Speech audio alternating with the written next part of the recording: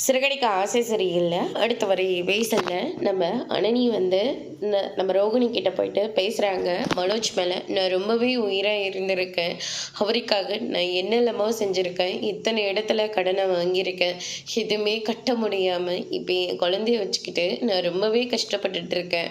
ஆனால் இப்போ கோர்ட்டில் கேஸ் வேறு போயிட்டுருக்கு. 6 மாதத்துக்கு இந்த கேஸை வந்து கோர்ட்டில் எடுத்துக்கவே மாட்டாங்க.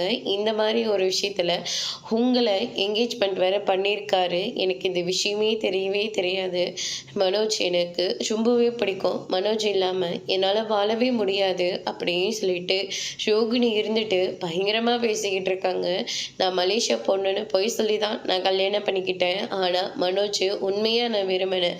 எப்போ நான் மலேசியா வீட்டு பொண்ணு இல்லைன்னு தெரிஞ்ச உடனே ஆண்டி என்னை ரொம்பவே மட்டமாக பேச ஆரம்பிச்சிட்டாங்க. நீங்கள் நினைக்கிற மாதிரி அந்த வீட்டில் ஸ்ருதியை மட்டும்தான் இப்போதைக்கு ஆண்டி வந்து எதுவுமே சொல்லாமல் இருக்காங்க. ஏன்னா ஸ்ருதி கிட்ட நிறைய பணம் இருக்குது. அவங்க அப்பாவுக்கு அவங்க ஒரே ஒரு பொண்ணு. அப்படியே ஏதாவது ஒன்று ஆனாலையும் ரவிக்கும் ஸ்ருதிக்கு தான் அந்த வீட்டோட மொத்த டாக்குமெண்ட்டும் வந்துடும். அதனால தான் ஸ்ருதியை ஆண்டி எதுவுமே சொல்கிறதில்ல. மீனா வந்து லோ கிளாஸ் ஃபேமிலி. அதனால் மீனாவை எப்போவுமே வீட்டு வேலைக்காரியை மட்டும்தான் பார்த்துக்கிட்டு இருக்காங்க.